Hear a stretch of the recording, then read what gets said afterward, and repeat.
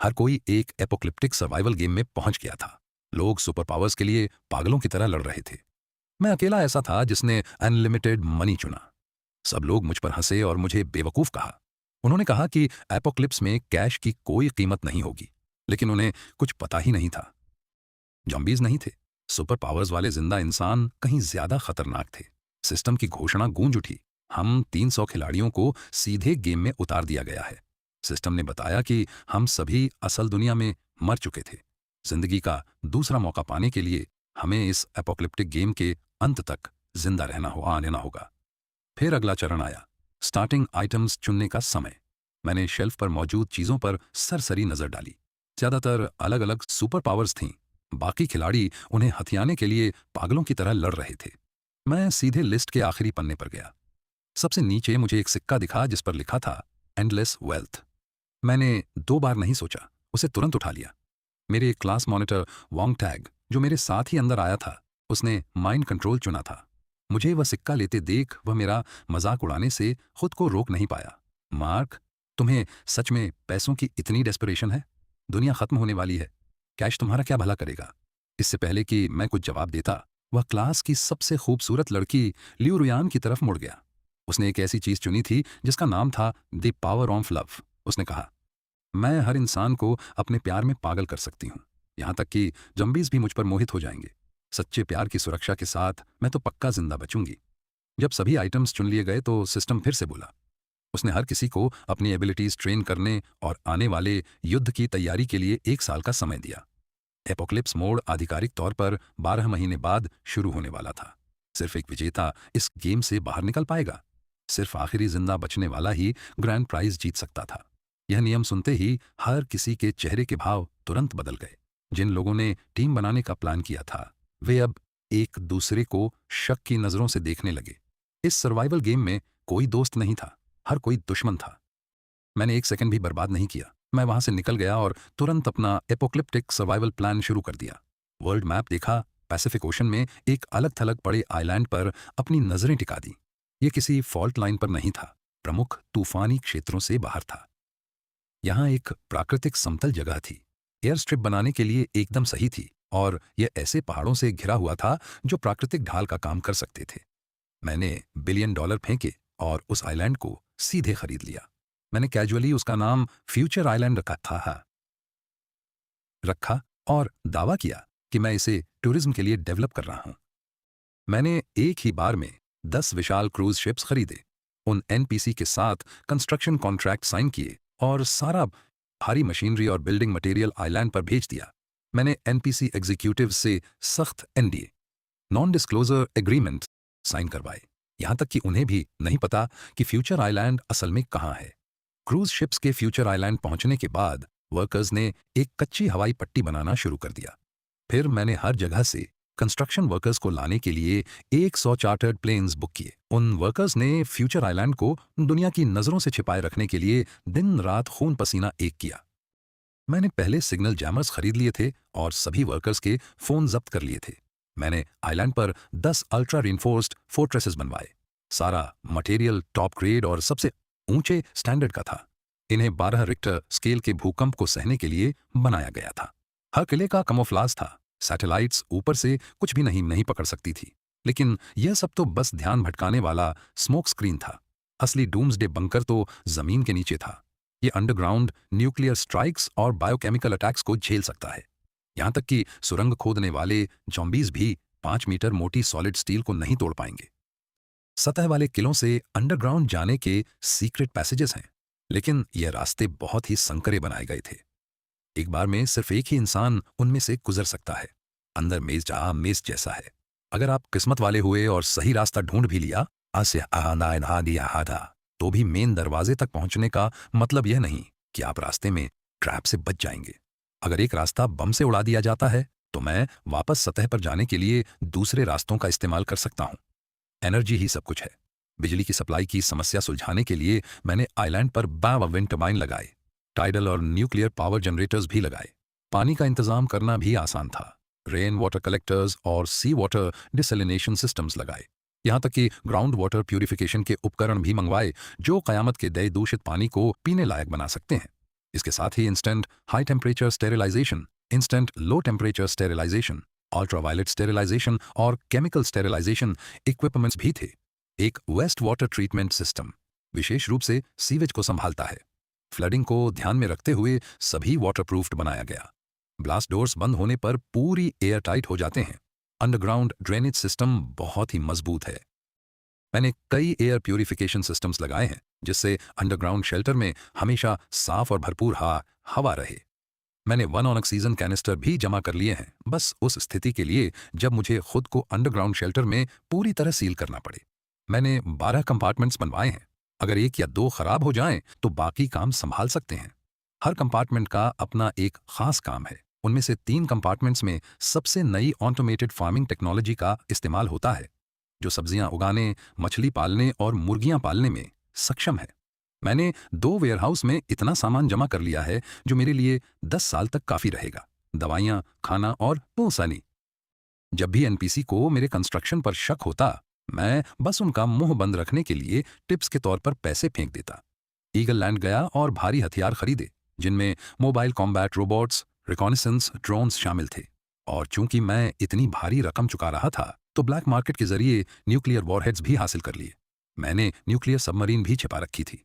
Underground bunker से सीधे submarine dock तक जाने के लिए टनल थी।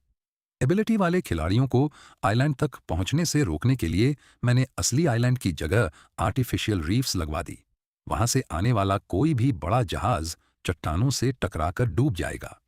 कोस्ट लाइन के चारों तरफ इलेक्ट्रिक फेंसिंग लगा दी और आसपास के पानी में एक्सप्लोजिव्स बिछा दिए। रडार सिस्टम्स भी लगा दिए ताकि ये आइलैंड के करीब आने वाली किसी भी चीज का पता लगाया जा सके और उसे समय रहते तबाह किया जा सके। मैंने आसमान में एक इलेक्ट्रिक ग्रिड खड़ा कर दिया ताकि इन्फेक्टेड पक्षी आइलैंड पर न उतर सकें। सिर्फ 1 साल में आइलैंड का डिफेंस सिस्टम पूरी तरह से काम करने लगा था। बेशक अपने दुश्मनों को भटकाने के लिए मैंने दुनिया भर में टूरिज्म साइट्स बनाने का एक बड़ा नाटक भी किया ताकि उन खिलाड़ियों को भनक न लगे। वे रिसॉर्ट्स असल में बैकअप लोकेशन थे। मैं बिना फ्यूल भरवाए वहां उड़कर जा सकता था। आखिरी बैच के एनपीसी को वापस भेजने के बाद आइलैंड पर सिर्फ मैं ही बचा था। मैंने एक स्पेस एक्सप्लोरेशन कंपनी को खरीद लिया और 6000 सैटेलाइट्स का कंट्रोल अपने हाथ में ले लिया ताकि इंटरनेट कनेक्शन चलता रहे। उस 1 साल के दौरान मैंने दुनिया की एयरलाइंस और शिपिंग कंपनियां खरीद ली थीं।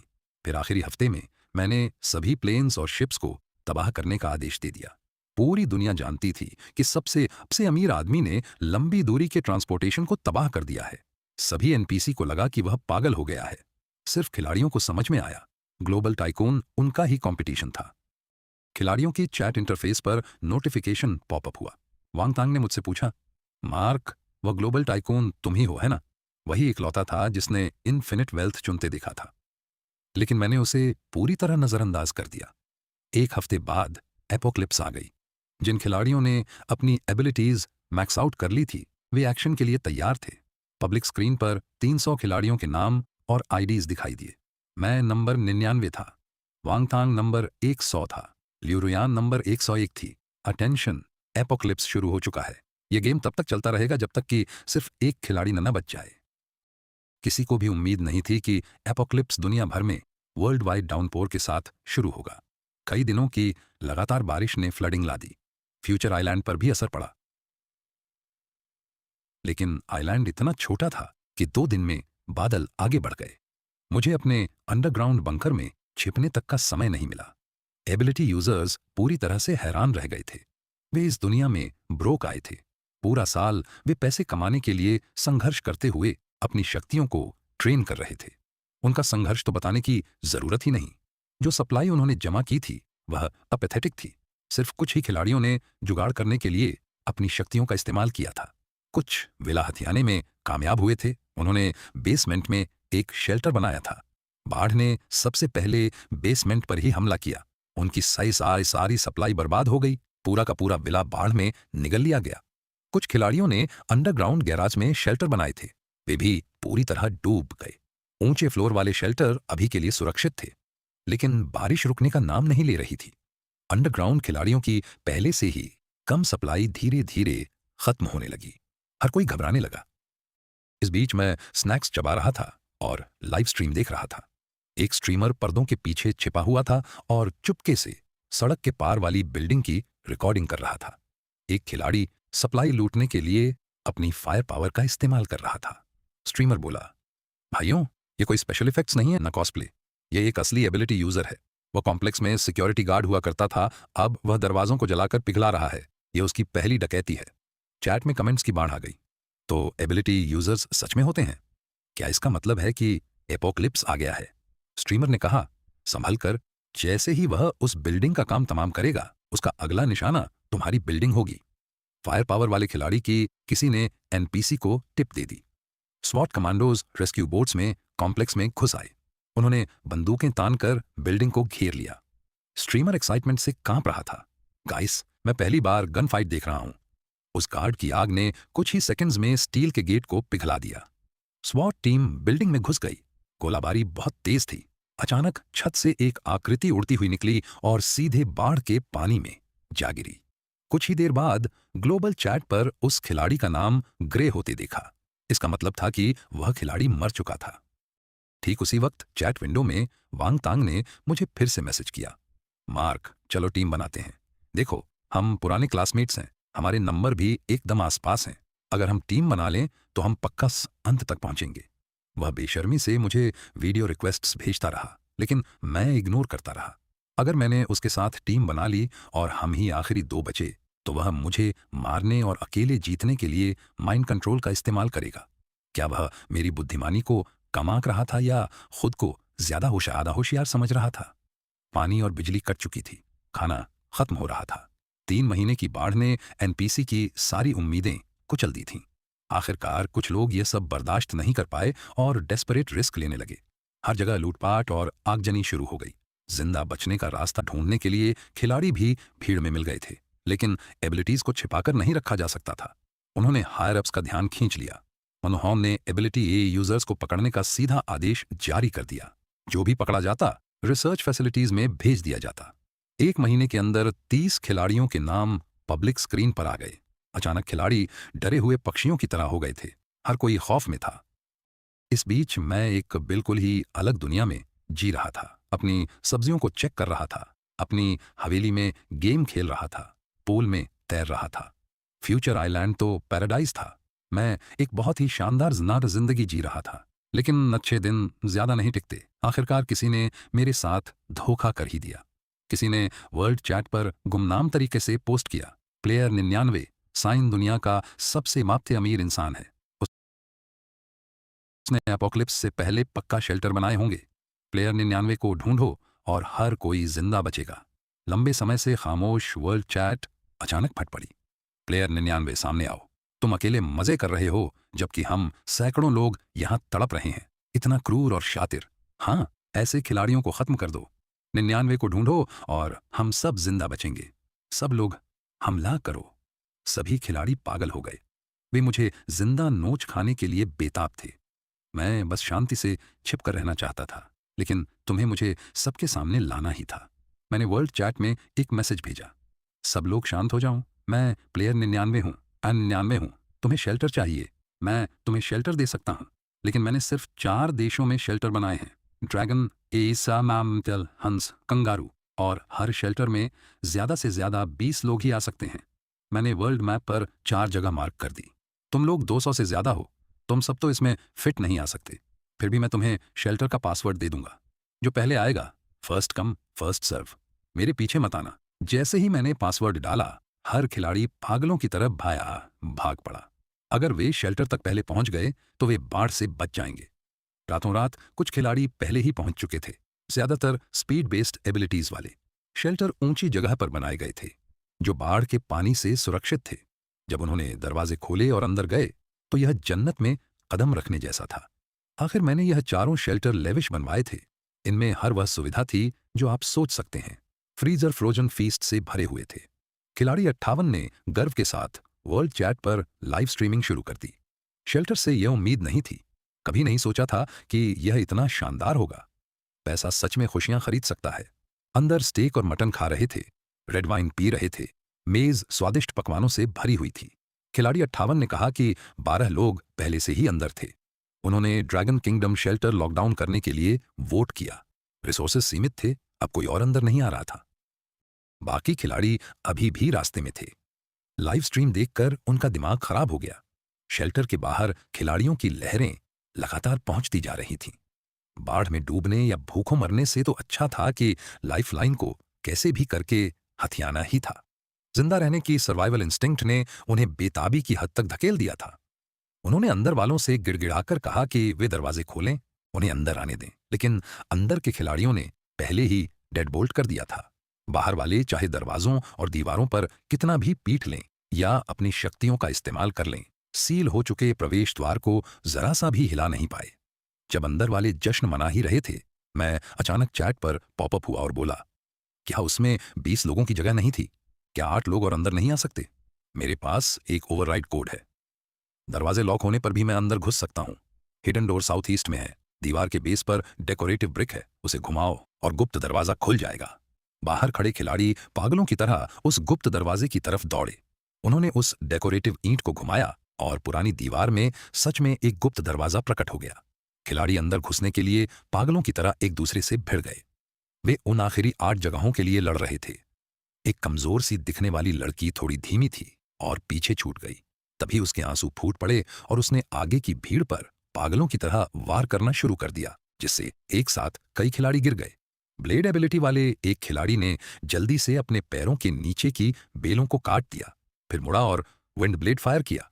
वाइन प्लेयर का गला कट गया। ब्लेड प्लेयर सबसे पहले दरवाजे तक पहुंचा, ओवरराइड कोड डाला और गेट खुल गया। वह खुशी से आने आना भाग गया। उसके ठीक बाद एक और खिलाड़ी ने लाइटनिंग स्ट्राइक का इस्तेमाल करके पूरी भीड़ को गिरा दिया। वह दूसरा खिलाड़ी भी गेट से अंदर घुस गया, लेकिन जैसे ही तीसरा खिलाड़ी एंट्री के पास पहुंचा, जमीन पर गिरे एक खिलाड़ी ने उसका पैर पकड़ लिया। गिरे हुए खिलाड़ी ने एक डरावनी मुस्कान दी और जहर से सने हुए नाखून उसकी जांघ में घुसा दिए। वेनम खिलाड़ी बमुश्किल उठकर गेट से भागने ही वाला था कि पीछे से एक स्टील जैसे कठोर हाथ ने उसके सीने को पार कर दिया। एक एक करके सेंचुरी के प्रवेश द्वार पर खिलाड़ी मरते गए। जिंदा रहने की इच्छा ने उनके सांस के अंदर की एक इंसानियत की आखिरी बूंद भी छीन ली थी। तो सिस्टम ने जो एबिलिटीज दी थी वे ज़ॉम्बीज़म से लड़ने के लिए नहीं थी, वे इसलिए थी ताकि वे एक दूसरे को मार सकें। सेंचुरी के अंदर वाले खिलाड़ी अब शांत नहीं बैठ सकते थे। उन सभी के पास रैपिड मूवमेंट की क्षमताएं थीं, लेकिन साफ तौर पर उनके पास असली फाइटिंग पावर नहीं थी। अगर वे गेट सील करके बाहर के कॉम्बैट स्ट्रॉन्ग खिलाड़ियों को अंदर आने देते तो क्या वे सिटिंग डक नहीं बन जाएंगे? ब्लेड और लाइटनिंग वाले खिलाड़ी जो अभी अभी अंदर घुसे थे, वे ये बात समझ गए। उन्होंने जल्दी से टीम बनाई और बाहर के खिलाड़ियों पर हमला करना शुरू कर दिया। ठीक उसी वक्त पब्लिक स्क्रीन पर संख्या तेजी से बढ़ने लगी। खिलाड़ियों की मौत का आंकड़ा लगातार बढ़ता जा रहा था। ह्यूमन नेचर हर जगह एक जैसी ही होती है। बाकी तीनों सेंचुरीज में भी इसी तरह की आह की खूनी डेथ मैचेस छिड़ गई थीं। सर्विलांस फीड्स में मैं वांग तांग को कहीं नहीं देख पाया। वैसे भी वह कभी किसी सेंचुरी में जाता ही क्यों? किस्मत से वांग तांग ने उसी वक्त मुझे मैसेज किया, मार्क, देखो हमने अलायंस नहीं किया, फिर भी हम कितनी अच्छी तरह मिलकर काम कर रहे हैं। हम एलीट बनने के लिए ही पैदा हुए हैं। मैंने जवाब दिया, क्या तुम्हें मेरी पहचान उजागर करने में जरा भी शर्म नहीं आई? मुझे खतरे में डालना, ये सब तुम्हारा किया धरा था।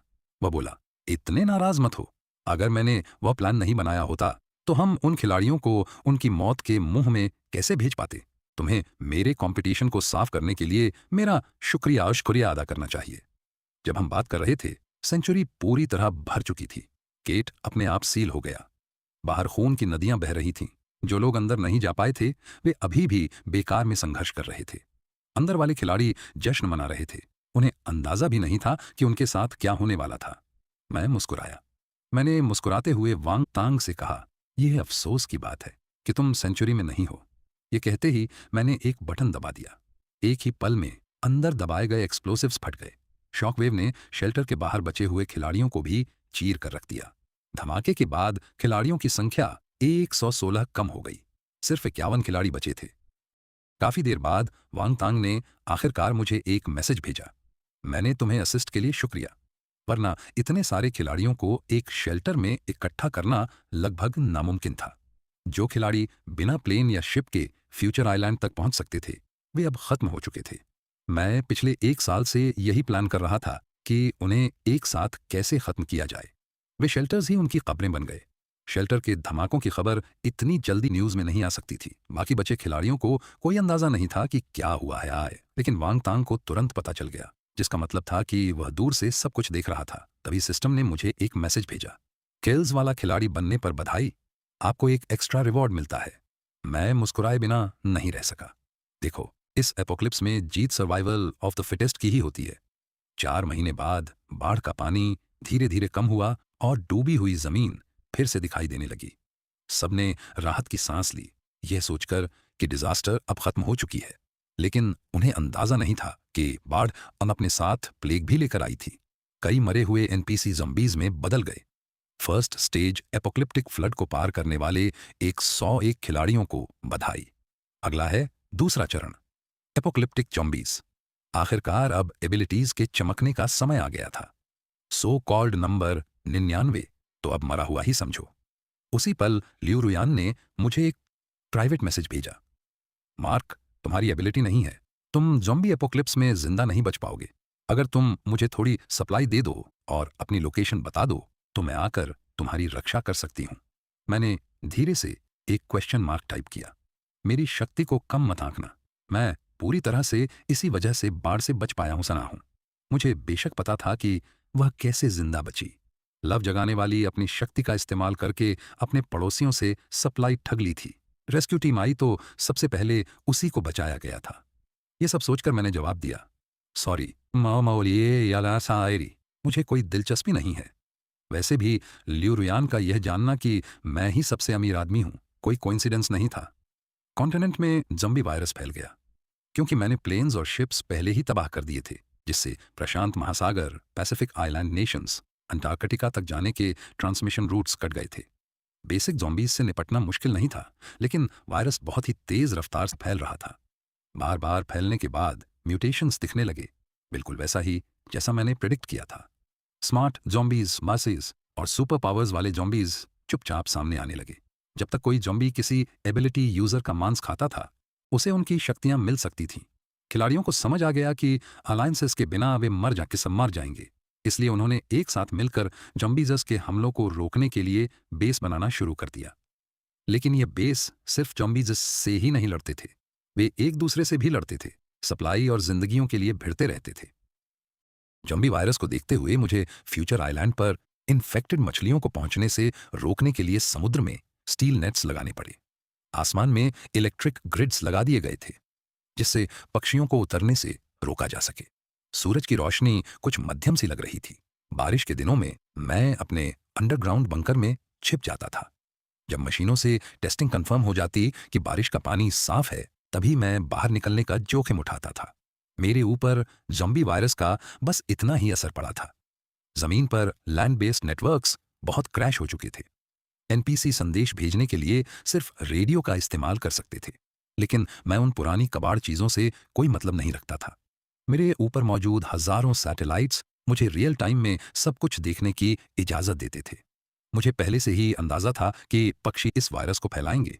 जब वायरस कमजोर द्वीपीय देशों में पहुंचा तो पूरा का पूरा द्वीप एक ही झटके में लिविंग हेल बन गया। खिलाड़ियों की संख्या एक एक करके गिरती रही। यह संख्या 30 तक पहुंच गई। लेकिन ठीक उसी वक्त एक muted bird zombie future island के पानी के ऊपर से उड़ा। जैसे ही वह इलेक्ट्रिक ग्रिड से टकराया, हाई वोल्टेज से तुरंत जलकर राख हो गया, लेकिन एक फेदर ग्रिड के बीच की खाली जगह से नीचे गिर गया। जमीन पर गिरने से पहले ही रोबोटिक डॉग ने उस पर फायर जेट से हमला किया और उसे राख कर दिया। वह पक्षी पक्का प्रशांत महासागर के दूसरे द्वीपों से उड़कर आया होगा। उस दिन के बाद से पक्षियों के बड़े बड़े झुंड हर दिन फ्यूचर आइलैंड के ऊपर से गुजरने लगे। इलेक्ट्रिक ग्रिड पक्षियों की लाशों से भर गया था। रोबोट्स पूरे आइलैंड पर पेट्रोलिंग करने, पक्षियों की लाशों को जलाने और ग्रिड को साफ करने में लगे रहते थे। अगर फ्यूचर आइलैंड की हालत इतनी खराब थी तो आप सोच ही सकते हैं कि बाकी जगहें कैसी होंगी। मैंने समुद्र के किनारे डेली बीच वॉक्स छोड़ दी और हमेशा के लिए अंडरग्राउंड बंकर में शिफ्ट हो गया।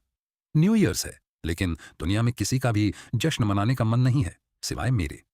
मैं अपना न्यू ईयर्स डिनर खा रहा था और एपोक्लिप्स से पहले का आखिरी स्प्रिंग फेस्टिवल गाला देख रहा था। मैंने अपने पुराने परिवार के बारे में सोचा, लेकिन अब मैं ही अकेला बचा था। अंदर से खालीपन न महसूस करना मुश्किल था। मुझे वापस जाना ही था। मुझे आखिरी लास्ट वन स्टैंडिंग बनना ही था। मैंने अपने न्यू ईयर डिनर की एक फोटो क्लिक की और वांग तांग को भेज दी। 1 मिनट बाद वांग तांग ने मेरी फोटो वर्ल्ड चैट पर पोस्ट कर दी।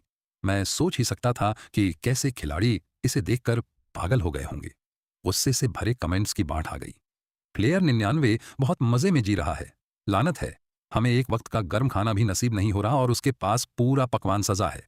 ज्यादा घमंड मत कर, अगर मैंने तुझे ढूंढ लिया तो तुझे जान से मार दूंगा। मुझे कोई फर्क नहीं पड़ता था। मैंने कहा, मैं इंतजार करूंगा अगर तुम मुझे ढूंढ पाओ। मैंने अपना कंप्यूटर खोला और उन 30 प्रोफाइल्स निकाली जिन्हें मैंने इकट्ठा किया था। उन्हें कोई अंदाजा नहीं था कि एपोक्लिप्स से पहले ही मेरी नजरें जहां थीं। मेरे मर्सनरीज ने दुनिया भर में बिखरे हुए खिलाड़ियों को ढूंढ निकाला था और उन पर लंबे समय तक निगरानी रखी थी। मैं हर खिलाड़ी की शक्तियां और कमजोरियां जानता था। एपोक्लिप्स आने के बाद मर्सनरीज मेरे द्वारा जमा की गई सप्लाई के दम पर जिंदा बचे थे। वे मेरे लिए काम करते रहे और मैंने उनके लिए अनलॉक कर दी। पैसा ही दुनिया को चलाता है। एपोक्लिप्स में सप्लाई ही करेंसी थी। मेजर पावर्स उभर कर सामने आई थी। द मिलिट्री, उनके पास हथियारों का एक बड़ा जखीरा और एक ऐसा बेस था जिसे भेदा नहीं जा सकता था। वांग तांग ने माइंड कंट्रोल का इस्तेमाल करके कमांड अपने हाथ में ले ली थी। जॉम्बीज थे, उनके बीच एक जॉम्बी किंग उभर आया था। वह एबिलिटी यूजर्स, जॉम्बीज और खिलाड़ियों को मारकर ताकत हासिल कर रहा था। लियू रुयान उस जॉम्बी किंग के साथ थी, बिलव्ड कंपेनियन बनकर। वायरस फैलने से पहले ही एक खिलाड़ी दुनिया के सबसे खतरनाक और उथल पुथल वाले देश में पहुंच गया था। अपनी शक्तियों का इस्तेमाल करके उसने गैंग्स को अपने अंडर में कर लिया था। गैंग्स आम नागरिकों को लूट कर अपनी ताकत बढ़ा रहे थे। बाकी बचे 26 खिलाड़ी इन्फेक्शंस में शामिल हो गए थे। खिलाड़ी 128, उसकी एबिलिटी थी ग्रेविटी को कंट्रोल करने की, जो बहुत ही ताकतवर थी। 1-on-1 कॉम्बैट में कोई भी खिलाड़ी उसे हरा नहीं सकता था। फिर भी सच तो यह था कि गैंग्स वीकेस्ट फोर्स थे। मैंने प्लेयर 128 पर टैप किया। सबसे पहले तुम्हारा ही नंबर आएगा। तभी सिस्टम का अलर्ट फिर से गूंज उठा। 30 खिलाड़ी जिंदा, डिफिकल्टी बढ़ रही है। लेवल 3 दयान फ्रोजन कॉन्टिनेंट में प्रवेश। एपोक्लिप्स को 1 साल 5 महीने हो चुके थे। सबकी सप्लाई खत्म हो रही थी। एक आइसेज आने वाली थी और इस ग्रह पर हर कोई मर जाएगा। लियू रुयान ने मुझे चुपके से मैसेज किया, मार्क, अपने मैसेज चेक करो। मार्क, जल्दी ही इस ग्रह पर सिर्फ ज़ॉम्बीज ही जिंदा बचेंगे और मैं भी जिंदा बचूंगी। तुम मुझे रिजेक्ट करने पर पूरी जिंदगी पछताओगे। फिर उसने ज़ॉम्बी किंग के साथ अपनी एक फोटो भेजी। इसे देखकर मैंने मजाक किया, अगर ऐसा है तो मैं लव बर्ड्स को एक साथ ही मौत के घाट उतार दूंगा। आइसेज ने प्लैनेट को अपनी चपेट में ले लिया। यहां तक कि ट्रॉपिकल आइलैंड भी इससे बच नहीं पाया। फ्यूचर आइलैंड पर एक ब्लिजार्ड आया। हवा में पावर ग्रिड इसका सबसे पहला शिकार हुआ। विंड और टाइडल पावर प्लांट्स को भी भारी नुकसान पहुंचा। खुशकिस्मती से अंडरग्राउंड किले का बैकअप न्यूक्लियर प्लांट अभी भी चल रहा था। गैंग्स टूट गए। उन्होंने नागरिकों की रिसोर्सेज लूट ली थीं और उनके अंदर की संत की अनबन बढ़ने लगी। लगातार झगड़े होते रहे और एक एक करके खिलाड़ी मरने लगे। मैंने वर्ल्ड चैनल के जरिए प्लेयर 128 को प्राइवेट मैसेज किया, क्या ख्याल है हम दोनों टीम बना लें? मैंने तुम्हारे इलाके में हर जगह सप्लाई कैशे रखी है, उन तक पहुंचो और तुम जिंदा बच जाओगे। प्लेयर 128 ने थोड़ी ही देर बाद जवाब दिया, तुम्हें क्या चाहिए? मैं तुम पर भरोसा क्यों करूं? मैंने कहा, मैं चाहता हूं कि तुम ज़ॉम्बी किंग को खत्म करो। साइंटिस्ट टीम ने ज़ॉम्बीज के लिए क्योर तैयार किया है। बस इसे स्प्रे करो और वे गायब हो जाएंगे। जैसा कि तुम्हें पता है, मेरा कॉम्बैट स्टैंड 0 है। 30 एबिलिटी प्लेयर्स में तुम सबसे ताकतवर हो। सिर्फ तुम ही ये कर सकते हो। हम इंसान ठंड से डरते हैं, ज़ॉम्बीज़ सांस हम ज़म्बीज़ नहीं डरते। ये जितना लंबा खींचेगा उनके जीतने के चांस उतने ही बढ़ेंगे। मेरे पास कितनी भी सप्लाई क्यों न हो, एक दिन वह भी खत्म हो जाएगी। तब ज़ॉम्बी किंग के साथ वाली प्लेयर 1-on-1 फाइनल विनर बन जाएगी। ज़ॉम्बी किंग बहुत ताकतवर है। इलाज के बिना कोई भी खिलाड़ी उसे नहीं मार सकता। मेरे पास इलाज है, तुम्हारे पास शक्तियां हैं। चलो टीम बनाते हैं, सत्य हैं और ज़ॉम्बीज़ को खत्म करते हैं। 128 का भरोसा जीतने के लिए मैंने कुछ सप्लाई के साथ ज़ॉम्बी क्योर की खेप डिलीवर करने के लिए अपने मर्सनरीज भेजे। गैंग्स ने उस क्योर को एक ज़ॉम्बी पर इस्तेमाल किया। ज़ॉम्बी दर्द से चीखते हुए खून के एक तालाब में पिघल गया। वह प्यूरिफाई हो गया। 128 लालच में आ गया। अगर सिर्फ वह और मैं इस दुनिया में बचे तो मुझे मारना उसके लिए बहुत आसान होगा। उसके लिए मैं सबसे कमजोर प्लेयर था। मेरे साथ गठबंधन करना बिना किसी शक के उसका सबसे अच्छा विकल्प था। एक रात क्योर से भरे ड्रोन्स होड़ की तरफ उड़े। ज़ॉम्बी किंग लियू रुयान को अपनी बाहों में लेकर सो रहा था। उसकी तेज कीन हियरिंग ने तुरंत कुछ गड़बड़ भांप ली। वह तुरंत बिस्तर से उठा, लेकिन लियू रुयान को नहीं भूला। भारी मात्रा में क्योर आसमान से बर्फ के साथ मिलकर बरसने लगा। बर्फ के साथ मिलकर यह हर जगह फैल गया। जो ज़ॉम्बीज इस क्योर की चपेट में आए, वे दर्द से चीखने लगे। एक एक करके वे खून में पिघल गए। ज़ॉम्बी किंग गुस्से से पागल हो गया। उसने नीचे छलांग लगा दी। उसकी हथेलियों से बीम्स ऑफ लाइट निकली, जिन्होंने ड्रोन्स को चकनाचूर कर दिया। 128 अपने खिलाड़ियों को लेकर हमला करने के लिए ये आगे बढ़ा। उसने ग्रेविटी पावर एक्टिवेट की और ज़ॉम्बी किंग को जमीन पर जोर से दबा दिया। ताकतवर ज़ॉम्बी किंग अपनी कलाई तक नहीं उठा पा रहा था। कई खिलाड़ी उस पर टूट पड़े। ज़ॉम्बी किंग के गले से एक दहाड़ निकली। अंधेरे में छिपे हुए ज़ॉम्बीज बंदरों की तरह खिलाड़ियों पर कूद पड़े। 128 ने फिर से अपनी ताकत का इस्तेमाल किया। ग्रेविटी की वजह से ऊंची इमारतें टूटकर गिर गईं। बोल्डर्स उन ज़ॉम्बीज पर आ गिरे। ज़ॉम्बी किंग भी उनके साथ ही दफन हो गया। 128 के चेहरे पर विजयी मुस्कान आ गई। यह पत्थर ज़ॉम्बी किंग के टुकड़े टुकड़े करने के लिए काफी थे। लियू रुयान बालकनी पर खड़ी थी। अपना चेहरा ढकते हुए उसने एक चीख निकाली। 128 के अटैक से लियू रुयान के पैरों के नीचे की टेरेस ढह गई। वह ऊंचाई से नीचे गिर पड़ी। उस ऊंचाई से गिरने का मतलब था पक्की मौत। उसी मौके पर रबल से ज़ॉम्बी किंग बाहर निकला और उसने लियू रुयान को पकड़ लिया। उसी समय उसके एक हाथ से थ्रेड्स निकले, जिन्होंने 128 को जकड़ लिया। 128 का चेहरा सदमे से पीला पड़ गया। उसे कभी नहीं पता था कि ज़ॉम्बी किंग के पास ये मूव भी है। ज़ॉम्बी किंग ने उसे धीरे से खींचा। 128 का शरीर तुरंत चकनाचूर हो गया। लेकिन ज़ॉम्बी किंग को इस बात का अंदाजा नहीं था कि 128 के शरीर पर क्योर लदा हुआ था। पैकेट्स फट गए और उसे पूरी तरह अपनी चपेट में ले लिया। लियू रुयान चिल्लाई, बेबसी से देखते हुए कि कैसे ज़ॉम्बी किंग खून के तालाब में पिघल रहा था। वह डर के मारे सुध-बुध खो बैठी। यह जगह सच में हेल बन चुकी थी। वह अपनी जान बचाने के लिए भागी, लेकिन जल्दी ही बर्फ में धंस कर गिर पड़ी। इस बार उसे बचाने वाला कोई नहीं था। किसी और के प्यार पर निर्भर पावर आखिरकार इससे इतनी कमजोर थी कि काम नहीं आ सकी। वर्ल्ड चैट पर 12 और खिलाड़ी ग्रे हो गए। मैंने अपनी नोटबुक में उनके नंबर एक एक करके काट दिए। जब मैं नंबर 128 पर पहुंचा तो उसके नाम के आगे वीकनेस लिखी थी। यूनिवर्सल ग्रेविटेशन लो मास वाली चीजों को कंट्रोल नहीं कर सकता, जैसे ज़ॉम्बी किंग के सिल्क थ्रेड्स। इंफॉर्मेशन गैप का इस्तेमाल करके मैं ऐसी लड़ाइयां लड़ना पसंद करता हूं जिन्हें मैं कभी हार नहीं सकता। इस समय मेरे पास सिर्फ एक ही विरोधी बचा था, वांग तांग। वह मिलिट्री को कंट्रोल कर रहा था। वह इस गेम को खत्म करने के लिए बेताब था। उसने मुझे वर्ल्ड चैट पर कॉल आउट किया। यह गेम हमेशा स्मार्ट पीपल के लिए ही था। मार्क, तुमने यहां तक पहुंचने में अच्छा खेला है, लेकिन हर गेम में एक हारने वाला होता है। खुद को अब भी मार लो और मैं तुम्हें टॉर्चर से बख्श दूंगा। मुझे हमेशा से पता था कि तुम्हारे पास मर्सिनरीज ऐसा हैं, लेकिन वे मिलिट्री का मुकाबला नहीं कर सकते। तुम्हारे पास सिर्फ कुछ गंदा पैसा है, लेकिन मेरे पास missiles, aircraft carriers, military aircraft हैं, नायत हैं। जहां चाहे छिप जाओ, मैं तुम्हें ढूंढ निकालूंगा। और मैंने चैट में उसे बस फ्लिप हिम ऑन तमाम ऑफ कर दिया। वांगतांग का माइंड कंट्रोल बहुत ताकतवर था, लेकिन उसमें एक फेटल फ्लॉ थी। उसे अपनी शक्ति फेस टू फेस इस्तेमाल करनी पड़ती थी। जब तक मैं अपने अंडरग्राउंड बंकर में था, वह अपनी शक्ति से मुझे छू भी नहीं सकता था। लेकिन मुझे इस बात का अंदाजा नहीं था। उसने फ्यूचर आइलैंड पर मिसाइलें दाग दी। फ्यूचर आइलैंड पर मिसाइलों की बारिश होने लगी। काफी देर बाद भी मैं ऑफलाइन नहीं हुआ था।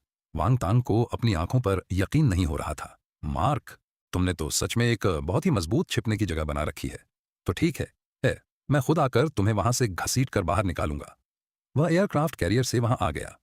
मैंने एयरक्राफ्ट कैरियर के लिए रीफ्स बिछाई थीं। वे कोई मायने नहीं रखती थीं। जब वह फ्यूचर आइलैंड पर उतरा तो स्मोक से ढंका हुआ था। पहाड़ समतल हो गए थे, जमीन क्रेटर्स बन गई थी, डिफेंसेस मिट चुका था। उसने अंडरग्राउंड बंकर के खुले एंट्रेंस को देखा और ऐसे मुस्कुराया जैसे उसने मुझे पहले ही पकड़ लिया हो। उसने अपने आदमियों को आदेश दिया कि हैवी वेपन से उस प्रवेश द्वार पर हमला करें। कई बार भारी गोलाबारी के बाद दरवाजा उड़ गया और अंदर का रास्ता दिखाई देने लगा। मैंने तुरंत उसे एक वीडियो कॉल रिक्वेस्ट भेजी। उसने कॉल उठाई, बड़े ही घमंड से देखते हुए, और उस घने टनल में घूरते हुए बोला, मार्क, अब रहम की बेट भीख मांगने का समय निकल चुका है। उसने अपना सिर हिलाकर अपने आदमियों को अंदर जाने का इशारा किया। यह सोचकर कि वे मुझे वहां से घसीट कर लाएंगे। वीडियो में मैंने बड़ी शांति से अपने पीछे एंडलेस कॉस्मोस की तरफ इशारा किया। तुम्हें किसने कहा कि मैं फ्यूचर आइलैंड पर हूं? अपनी आंखें खोलो और देखो कि मैं असल में कहां हूं। जैसे ही मेरी बात खत्म हुई, फ्यूचर आइलैंड पर न्यूक फट गया। प्लेयर 100 का नाम ग्रे हो गया। सिस्टम से जीत की विक्ट्री ट्यून बजी। प्लेयर 99 को बधाई, आप सोल विनर हैं, आपने यह गेम पूरा कर लिया है। वांगतांग के पास एक एबिलिटी वाला खिलाड़ी काम करता था जो फोटो से एग्जैक्ट कोऑर्डिनेट्स निकाल सकता था। यह एक बिल्कुल बेकार शक्ति थी, लेकिन वांगतांग को अच्छी तरह पता था कि इसका इस्तेमाल कैसे करना है। उसने मुझे कई वीडियो रिक्वेस्ट भेजी थी ताकि स्क्रीनशॉट लेकर मेरी लोकेशन ट्रैक कर सके, लेकिन मैंने कभी फोन नहीं उठाया। बाद में मैंने न्यू ईयर्स ईव पर उसे एक फोटो भेजी थी। उसने मन ही मन मुझे बेवकूफ़ कहा होगा, कौन होगा, खुशी खुशी मेरी लोकेशन ट्रैक की होगी और इंतजार किया होगा कि गैंग्स और जॉम्बी किंग दोनों खत्म हो जाएं, ताकि वह आकर सब कुछ कब्जे में ले सके। और फिर उसने मुझे बम से उड़ाने का फैसला किया होगा। लेकिन मुझे कैसे पता नहीं होता कि उसके पास कौन से खिलाड़ी थे। वह फोटो जानबूझकर उसे फ्यूचर आइलैंड का पता देने के लिए लीक की गई थी। फोटो भेजने के बाद मैं फ्यूचर आइलैंड से निकल गया था।